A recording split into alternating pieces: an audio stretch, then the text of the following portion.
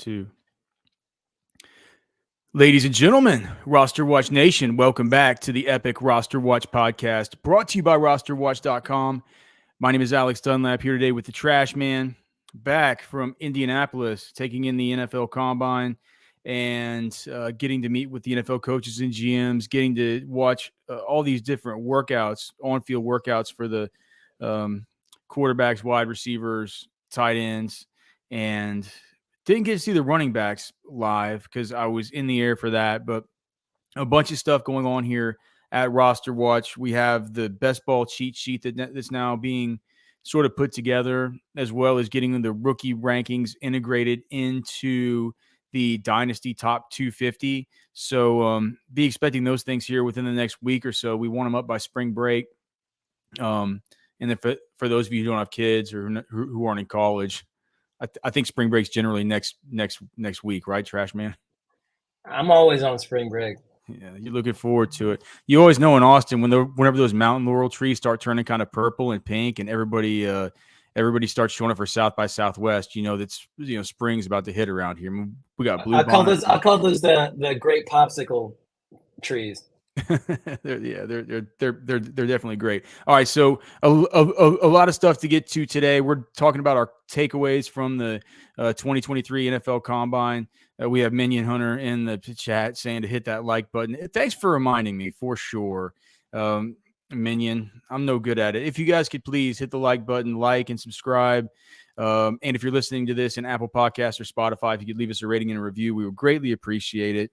We're going to get back on schedule with the pods with Trashman and I here. Hopefully you got to hear some of the stuff live last week. I think we brought you 3 pods from live in Indianapolis. So some of this stuff you might have heard. I just want to kind of go through just some quick points about what the coaches and GMs had to say, maybe get Trashman's thoughts on them before we start talking about some of the big takeaways from the prospects. Because Jesus, man, this is going to be. We got some tough things to discuss, Trash Man, but just as far as just a few notes from the coaching availabilities with GM Jerry Fontenot from the Falcons. When I asked if Tyler Algier can be their bell cow, he says he's a good player. You always need multiple at that position. Having one RB carry the ball all the time, that's kind of rare. You need multiple running backs to preserve their career. We love Tyler, but it's another position we always have to add to.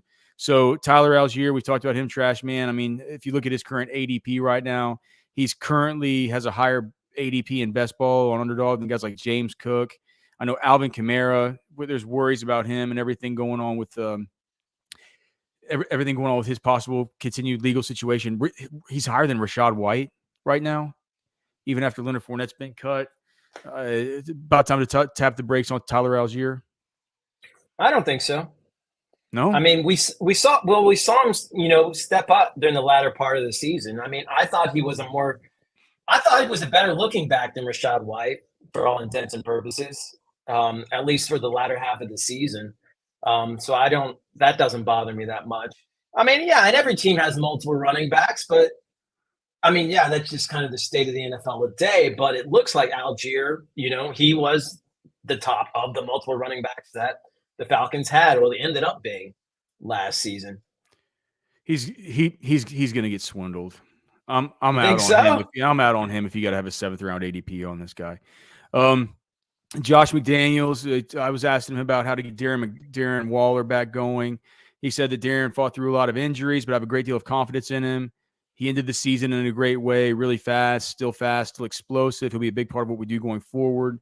I know that quarterback situation is up in the air, Trash Man, with the Raiders, and we'll probably get news on that, but it's another guy whose early ADP is just insane. We're talking about the 8-9 turn right now in best ball. To me, it's like in best ball, Darren Waller, 8-9 turn. It's like, to me, that's my plan for now. Yeah, that makes sense. And just because tight end too, I feel like it was a down year for tight ends in 2022. And I think a lot of people are going to be going to 2023, kind of with that taste in their mouth. So I feel like Waller, it's a good investment, because really you're not taking that much of a risk when we're talking about tight ends. All right. If you're a little bit higher on Waller. It's obvious. If you can get Darren Waller at the 8-9 turn right now on underdog, it seems stupid. It's like go ahead and get that done. Bills GM Brandon Bean on James Cook saying whether we're passing it to him, handing it to him, we definitely feel he can handle a larger workload. I pressed him. I said, so does that mean he can get 15, 16 touches a game? He said, I think we can, he can handle that. We know that Nyheim Hines is a possible cap casualty. He represents $4.8 million in cap savings. Singletary is going to be a free agent. They didn't completely quash the fact that they might not bring, it seems like they might bring him back. I don't know how they're going to afford it when you look at everything that they have going on. It feels like there's a lot of runway for James Cook right now. Do you come out of this thing, higher on him now that they've said that they do think he can handle a larger load? I think so. Well, mainly because I feel like he makes Singletary and Hines redundant to me. I mean, I think he does what both of those guys do, but maybe a little bit better. I feel like if anything, they bring in a bit, a bruiser from the draft. I feel like that's going to be the big, the more, where I'm more cautious. I think after the draft, if they don't bring anybody who's going to vulture those goal line touches, then I think probably Cook.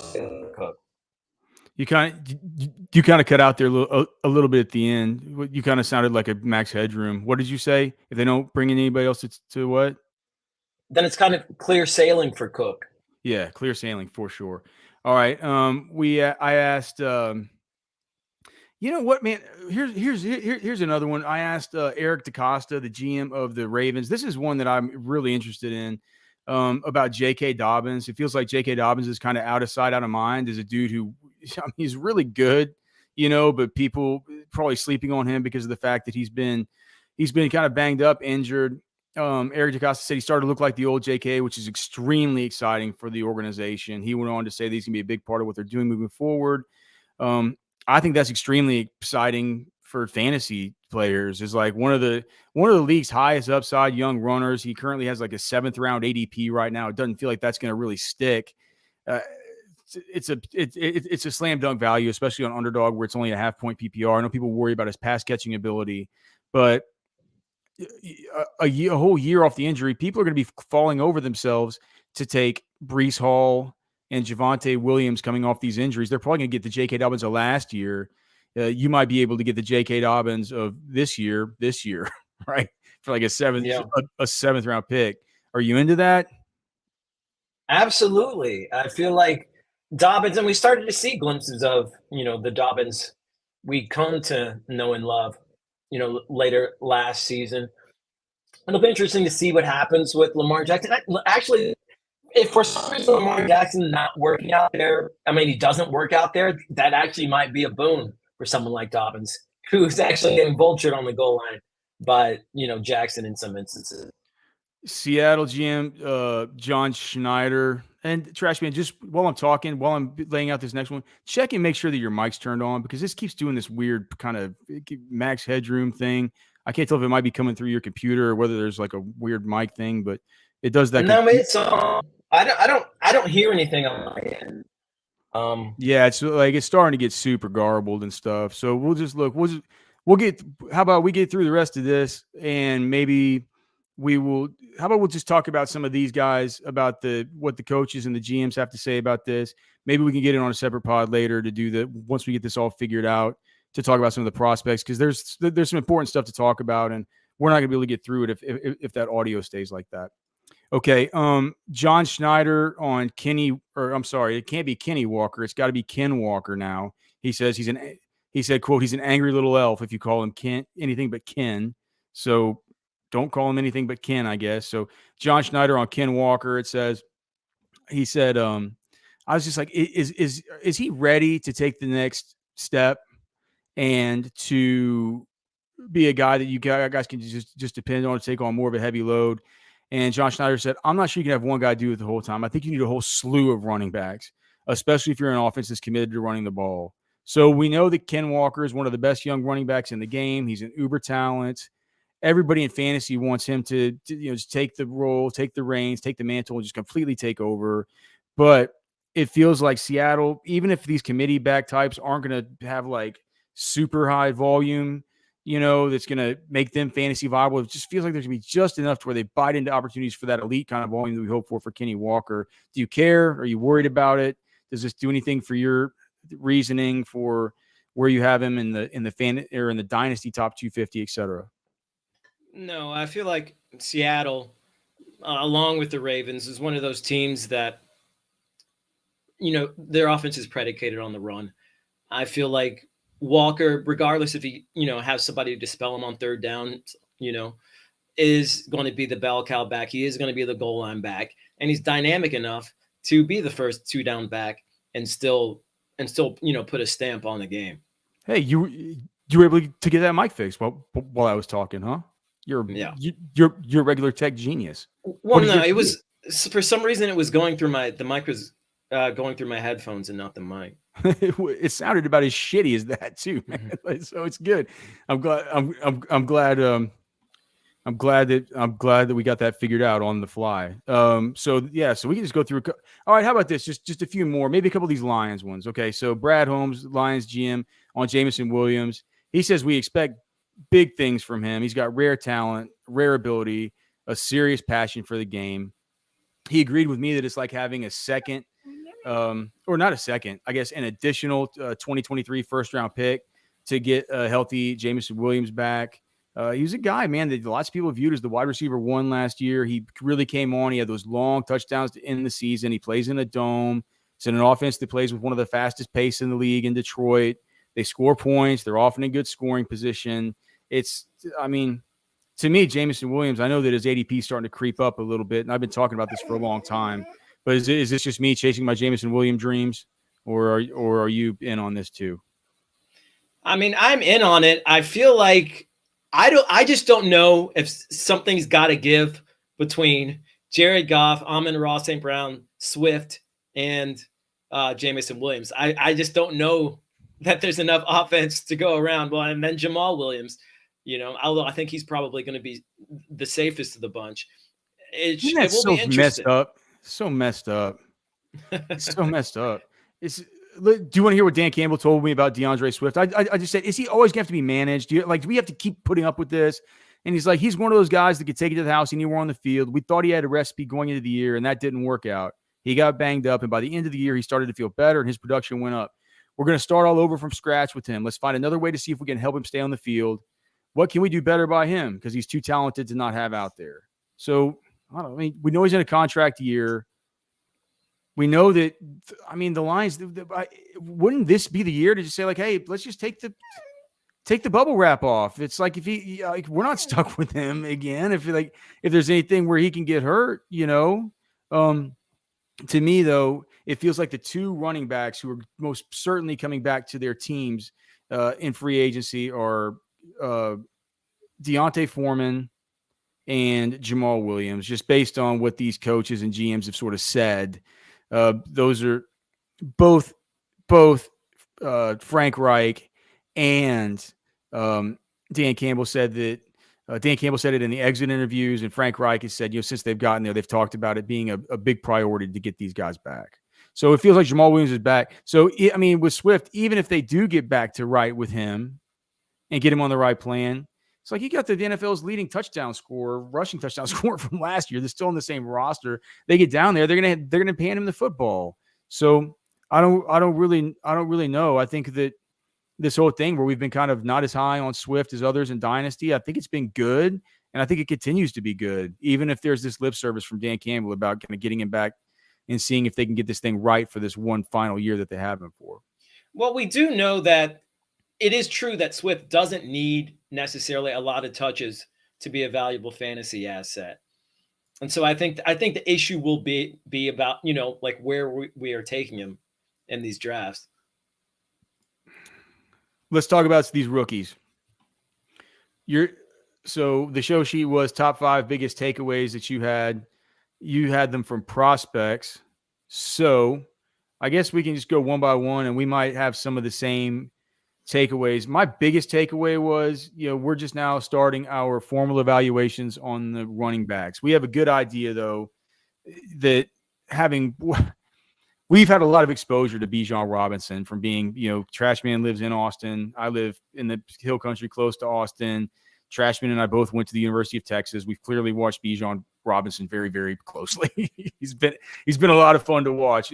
There's been very little that's been fun to watch with Texas football recently, and Bijan has been basically it since what 2005 almost. Well, we had 2009. If Colt McCoy wouldn't have gotten Colt McCoy would have got his stinger versus Alabama. I blacked out on that one.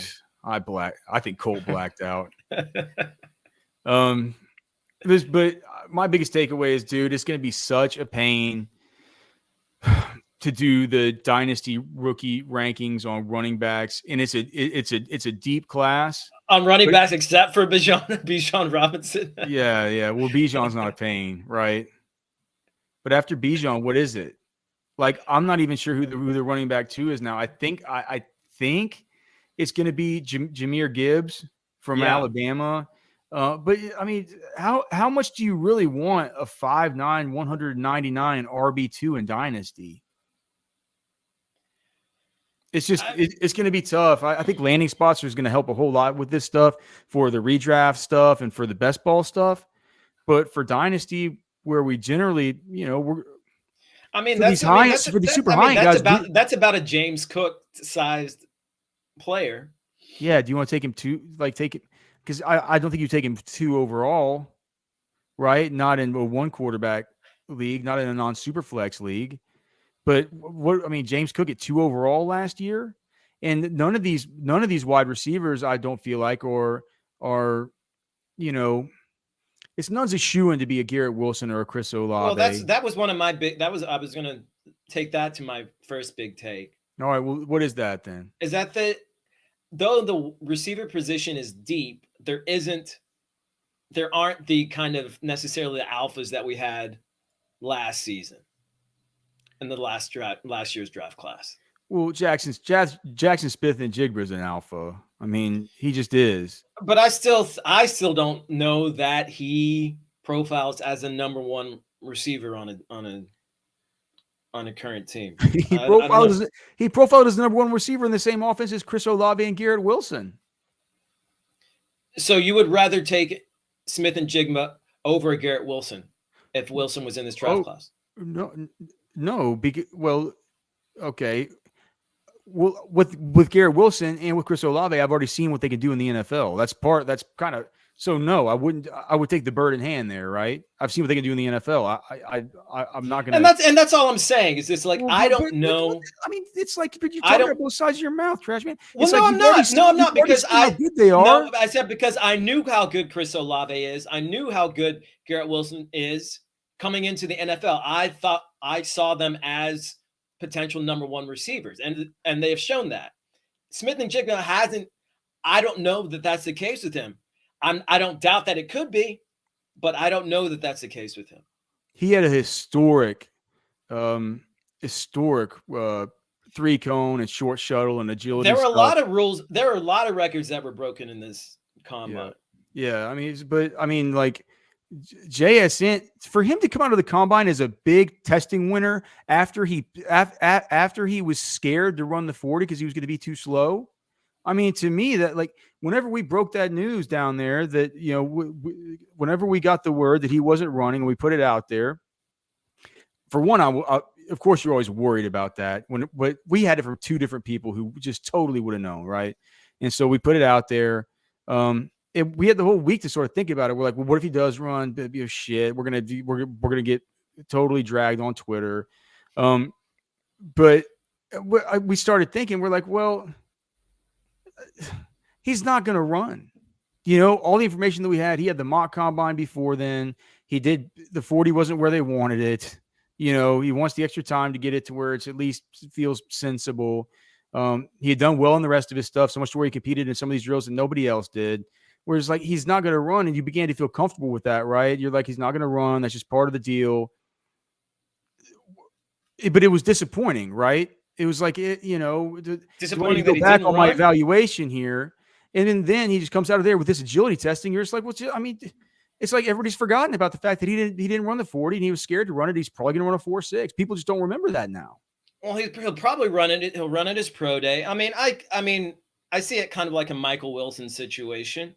I mean, they're both players who are quicker, in their routes than they are, long speed guys, which I've come to realize with Wilson.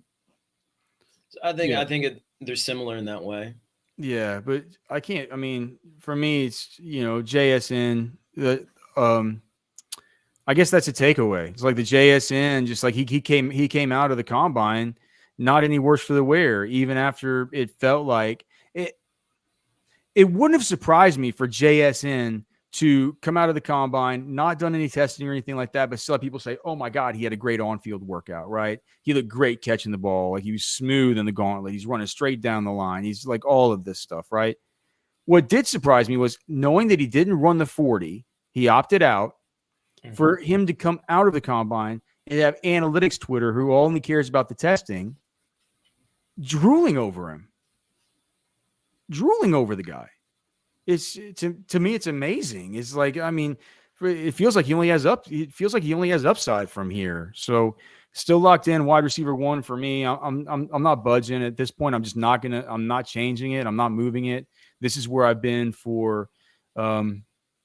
this is where I've been the whole time. Oh, goodness. So we have the news from Minion Hunter. I haven't seen this, but he says the Baltimore put the non-exclusive tag on Lamar, meaning that we'll see if Lamar goes somewhere else, man. Many people are saying, Trash, man, many are saying that he wants to go to Atlanta. What would that do for you for Kyle Pitts? I don't know. I don't know if it would do much of anything. The Kyle Pitts getting fed like Mark Andrews? Kyle Pitts was fed, but I don't know that. I think Kyle Pitts is Kyle Pitts' worst enemy. I don't know if his struggles have been contingent on who's been throwing him the ball. But I don't see it as a negative for sure. But I don't know that it's necessarily going to change much for me with Pitt. Here's a prospect takeaway from me, man. Tank Dell, what the hell? Dude? Well, that was gonna be getting him just down the rankings. I don't care how good he was at the Senior Bowl. This is like, what do you run a 4.5? Or was it an official 4.49? It looks like, but he just does. Man, he's old. He's gonna be 24 this year. He measured it with small hands. He measured it at 165. You just look at some of these other 40 times from some of these guys, and you're just like, man, really? Tank Dell, the one thing that I thought he was going to be able to come there and show us was he was just going to blaze a 4.3 something. And it just a 4.49 for me, for some reason, it feels so much better than a 4.5, right? It feels better than that 4.5 unofficial that he had. But it really isn't. It's not in the range that you want for a dude who's 165 pounds. Like, what is that guy going to really do for you? I'm to the point where it's like, I have Tank Dell now. Let me see. I mean, I have Tank Dell now under guys like Trey Tucker and Dontavion Wicks, who ran horribly. Wicks was slow as hell too. I have him underneath Puka Nacua, who didn't run, but he had a really good on-field workout, better than I would have thought. Another guy, just as I'm talking about Tank, man, who I really moved up after just watching his on-field workout, man, Charlie Football, dude, Charlie Jones. That guy can play. That guy could play. He's going to be 25 years old this year. But I think that's about the age that Cooper Kupp was whenever he was coming out. Charlie Jones had an on-field workout that was one of the most clean that I've seen in a long time. I was there with Cody Carpentier. He was doing the charting like we used to do on the grading chart, and Jones came out with the best on-field grade for Cody. It did not surprise me one bit. Anyway, that's my takeaway. Tank Dell from Houston. Yeah, really falling down the rankings for me this week. Here's the thing. He was never behind my rankings anyway. That's the thing. He was never going to be somebody's, in somebody's top 5. I think, though, it just kind of puts guys like Josh Downs, and Reed, ahead of him. Oh gosh, no, that's no question, dude. I mean, I never had Tank Dell anywhere near Josh Downs. Neither did you. Neither did you. I mean, you had Josh Downs in your top 5. But I think it puts him into a different tier. No, they've always been a different tier. Like it puts one in, like it almost makes. I don't know. If Tank Dell had run in the 4.3s, I might have, I wouldn't have held it against somebody to draft him, closer to those guys, but. Yeah, I mean, I can see that as it stands, but as it stood prior to this, you're saying that with the assumption of a 4.3, you can see that happening. We were talking about Dell, skipping out on his last, couple of days of practice. It's like, hey, he came and showed out that he was, one of the best guys on the field at the Senior Bowl, so he didn't need to do anything else. So he needed to come in and weigh more than 165. We were pretty high on Dell, and a lot of people were after those first 2 days. Well, we were high on his practices, but we did say that his best case scenario, and it's very unlikely he's going to reach it, is like a Marquise Brown, and that's just so hard. It's so hard, like he was never to be anybody who we took in anything. And you can listen back to those broadcasts. You weren't anybody we would take before the 4th round of a dynasty rookie draft, or 1 QB. Right, but there was the potential for upside there for sure. What other takeaway did you have? Anything else that we haven't mentioned? Yep. Let me go look at my notes real quick. I can do another one.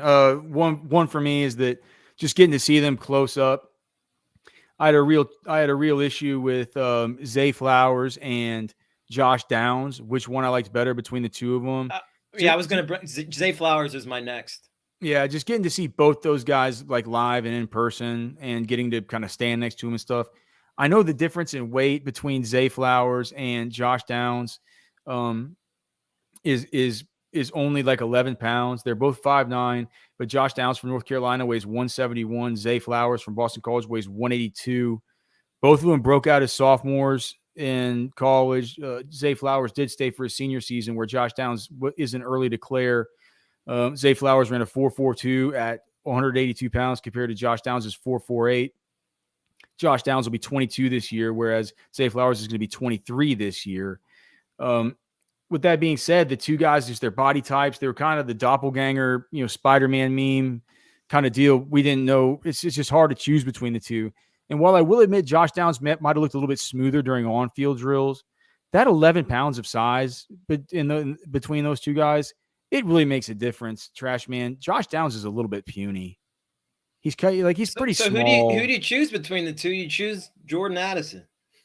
I choose Zay, but yes, I choose Jordan Addison over either of those guys. Did you have a takeaway on Jordan Addison? Yeah, Were you pleased with his 4.49 time?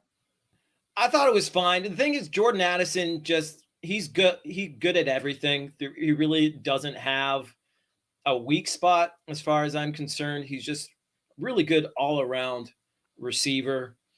So I think of that group of guys, for me, he's just the most complete and NFL ready.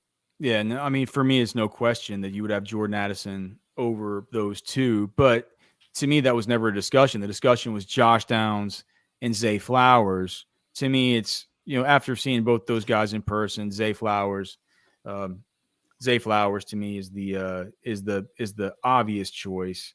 And then just a couple other things. Well, I was going to bring up Trey Tucker. And I feel like, kind of like the converse of Tank Dell is the Trey Tucker, somebody who, made some decent plays. You saw him make a few plays here and there at the Senior Bowl, but nothing really stood out on the whole. But his 40 time, I think, really kind of gives him a boost going into this draft. Trey Tucker, what is that, a 4.41? Was that a 4.41? I forget what it was. Was it faster than that? Let me see. Trey Tucker. Should have this stuff pulled up. 4.4. Okay, whatever. 4.4. I have a 4.41 is his official. Maybe I'll go ahead. On the NFL side, it's 4.4. It's 4.0. Okay. 4.40. All right. Yeah. Trey Tucker is a good player. Kind of reminded us of a Jamison Crowder there at the Senior Bowl.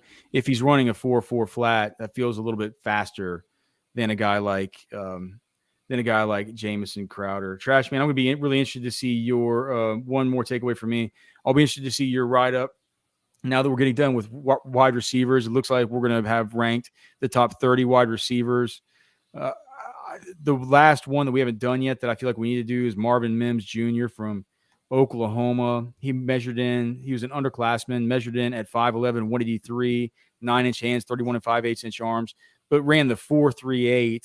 He's going to be 21 this year. Pretty good statistical profile.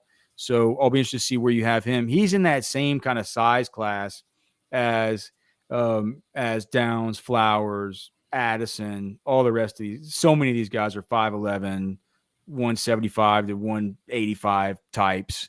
It'll be interesting to see how you have Marvin Mims stacked up there. Well, I wanted to ask you too quickly about Palmer. I mean, he ended up having the fastest 40 time for a receiver. You did the write-up on him.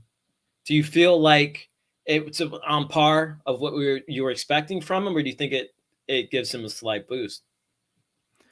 Well, I don't want to double count it, right? Because didn't we know that he was going to be the fastest wide receiver there? I was like, he said he would be. Right.